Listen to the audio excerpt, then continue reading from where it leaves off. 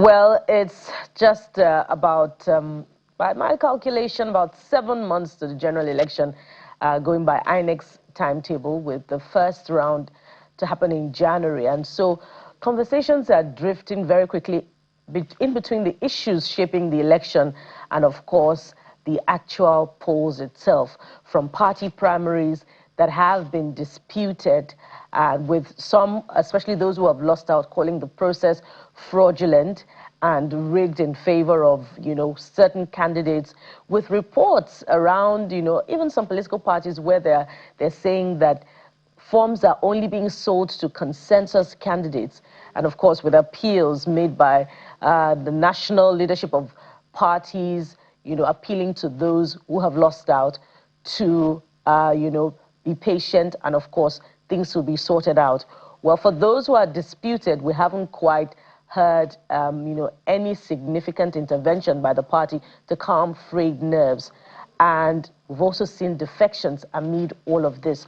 But what we've also seen is many more entering the race. And speaking of which, someone who has entered the race is Nollywood actor who has entered the House of Representatives race to contest for Buari Area Council. And he has resolved to institute good governance if elected. And we have the actor himself joining us virtually today on the program to talk about this recent development. Mr. Eke, good morning and welcome to the Morning Brief. Perhaps you would have to unmute so that we can hear you more clearly and have, a seamless conversation. While we wait for that to happen, that's not just what's been making rounds as far as your entry into the House of Reps race from Abuja is concerned. We've also heard, and this is, on social networking site X, that your registration details with INEC were, leaked and published by the aide to the FCT minister, who was mocking your entry into the House of Representatives race. I'm sure that that has also come to your notice as well. So beyond your declaration of interest in politics, we've also seen this happen. What's your reaction to this development? I want to thank you for inviting me today to your morning show. First of all, I'd like to correct things. We still can't hear you, Mr. Ike. Are looking forward to that network getting better. But a part of the details emerging following that publication, of course, which Nigerians have frowned upon, because when those details were published, it came up with a registration code that should have been accessed only by, INEC staff, which is not open to the general public. And so many have come out to condemn that particular action by the FCT minister's aide. Would like you to speak to that as well. That will also be another conversation that should be had maybe sometimes subsequently in the future, not just with Mr. Olayinka to clarify his, publication of that particular information, but also with INEC as well, to find out how it is that, a government aide can access the back end of, INEC's portal, which is exclusive, to perhaps INEC technical staff, because that has also been frowned upon. But, this is not the first time that we're seeing, people from the creative sector entering, politics. Some have had successful political career, and some would say, a successful political career by entertainers from Nollywood could be relative depending on what you call success, while some have entered the race at the entry level with all of the campaigns done, but at the end of the day, they couldn't even secure victory in the first place. So that will also be part of the conversation as Mr. Ike's ambition is put to scrutiny. What is the reason informing his entry into the race from Nollywood, and how those two fields can harmonize in order to produce something significant for Nigerians. And then there's also that part, of the conversation, guys, that his, from the southeast, and he wants to contest, from Abuja. Well, I think that's where the controversy now lies, particularly with the FCT minister's aide putting out that document. I'm not sure what is going on there. I don't know why you would do such. I mean, we know that some of these platforms are compromised already, but going to the extent of now putting that out in public, I mean, it's worrisome. But then others are saying, yes, let's deal with that. Let's also deal with the other issues. So we hope to have Mr. Emeka speak to us, particularly because he had stormed the INEC office just at the height of the primaries in the NDC, saying, you know what, we're not going to allow this. He was visibly angry. So it's important to contextualize all of this and also get a sense of what's happening within the Nigeria Democratic Congress. It is said that they're going to hold a meeting today. That's all members of the neck of the party to arrive in Abuja for a pre-neck meeting today, while the neck meeting will hold tomorrow, Wednesday. And it is said that the general public will then get the certified list of all of the aspirants who will be flying the flag of the NDC. Candidates, yeah. Thank you for that. That's quite interesting, guys, because it's almost like what the APC said, that it's not the primaries that will decide the candidates, that it is the leadership of the party that will decide the candidates. So why are we conducting primaries? We should just strike this primaries thing out once and for all. One thing I have been thinking about lately is that can we look at the primaries independent of the characters, of the reputation, personalities of those who are coming out to contest? Because if the processes have been flawed, can, someone who has come out of a flawed process, implement good governance, assemble a team of technocrats who themselves are not flawed, because it's a test of their commitments to democracy. So are those two issues mutually exclusive, if you catch my meaning?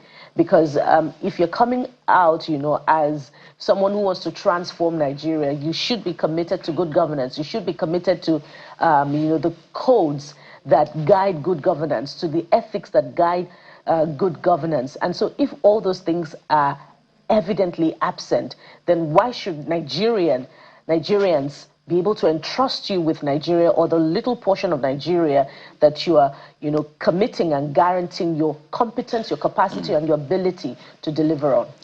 For me, the first thing I want to speak to is, I'm trying to be careful because I don't know how this technology works. But if it is to the effect that, because I'm even trying to transfer my polling unit because I changed address. So I know that only I can access my information to a large extent, apart from INEC. So if Lere Olayinka, for instance, is able to do this, I don't know whether it is him who did this or he picked it from somewhere else. So we'll need to decide that INEC needs to speak to this. Because when what happened in 2023 happened, and we've all gone past that for now, if this is happening, then it's very worrisome, so that we are able to be clear as to what this is. But I'm going to comment on the issue of primaries of political parties. But we understand that Mr. Ike is back. Emeka Ike is back. Hello, Mr. Ike. Yes, very glad to have you back now. And we've had quite some time also trailing those issues that have shaped your declaration of interest in the Abuja race, House of Reps race from Buhari area. I would like you to address some of those issues. I'm sure you've been following us. Yeah, for the things happening around the party, I would like the party executives and leadership to address the things around the party elections. But for the issues of an actor's incursion into politics, I think it's quite condescending to have Nigerians, have the belief that being an entertainer is a franchise. Pardon me, Mr. Ike, but the network is really bad. We're going to try to fix this and return to you as soon as it gets better, so that we can have a seamless conversation and, something that can be referred to later on, again and again after this particular conversation. But the network really is challenging. Yeah. But So, we're beginning to get an interesting yes, reaction from the actor. one of the first things I wanted him to respond to and is this Lere Olayinka, so that we know where Lere got this, because this could be borderline criminal if you're not careful. So we need to establish whether anybody can actually access anybody's data like this before we now make sense of it. That's why INEC Anybody should not be able to access anybody's data. I'm just trying to, when you're looking for an excuse, perhaps that's what I'm trying to do. Because except there's an FOI backed by. So I hope nobody's working on a backdated FOI in some sense. We had an FOI. So that's why INEC needs to speak to this, because this is supposed to be private information, because this carries the person's residential address. So it should be the person's, private information. So if this has gotten out there, it's very disturbing. So Larry will have to explain himself to whoever this is, But on the other hand is the issue of the primaries that you guys are talking about. You see, politics is the more you look, the less you see. Yes, technically, when the party says it is a party, they are right to the extent that it is a party that will present your name to the electoral umpire, because it is not your name that is on the ballot, it is a party that is on the ballot. So to the extent of they would be the ones to send your name, they are right. But what is disturbing is that if you organize the primary and then people won at the constituency, wherever they did their primaries, and you say you can just sit down as a party under what Nigeria call mago-mago, or whatever reason you have, and change the name, that is antithetical to internal party democracy. It's as clear as crystal. So it's a problem of hegemony, war chess. I can tell you the level of shenanigans. You see, this 2020, going up to this 2027 election, I've seen things that worry me. First, for instance, this issue of the elections have been conducted. At least APC was one of the first to conduct this election. We still haven't seen an official list of any of the election, none yet. I don't know whether you guys have seen it. House of Reps, let me just talk about the high level first. At least the president's one we've seen. In bits and pieces. Yes. So you have a sense of normally the way they do their Reps. things, they are quite organized. They will do, just like we saw a list of cleared and not cleared candidates, can we see a list of at least National Assembly members, senators and House of Reps that won the election?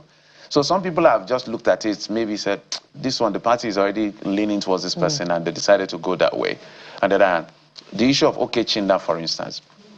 Okechinda knew as the is minority. Is a minor. No, it's not deputy. He's a minority, or he was the minority leader of the party of the PDP, right? Yes, he was a minority leader in the House of Reps, in the PDP. But because of what played out in Rivers State, all of a sudden we heard that Okechinda has gotten formed. When did Okechinda defect? We do not know. But I have actually seen the e-register of the APC. But there was no formal, the way they usually do it, you come to the floor, the speaker announces your defection and all of that. So that's another funny thing we're seeing again. I can go on to when some people defect from another party to another party, they want to declare their seat vacant, but when they defect, and another set of people defect, nobody's saying anything. Bello Erufai, Mascot, Abaribe. Let's go back to Mr. Emeka. Mr. Emeka, let's see whether we can hear you better and allow you land on your thoughts. But in addition to what my colleague has asked, yes, fantastic, we can hear you. We have just maybe 3 to 5 minutes, so let's pack it together. As you land on your thoughts, how did Lere Olayinka get details of your registration on INEC portal CVR? It's quite shocking and an extreme, it's the height of political rascality. Hello? For a government officer to access a citizen's information from the INEC cyber. It tells you a lot. It shows how much impunity we have flying around there, and people have access to the things that they shouldn't be having access to. And that's quite deplorable. And I see that as a huge insult and slap on every political party and every Nigerian. That he's telling every Nigerian, look, whoever you are, I can pull your information from anywhere and I can do what I want.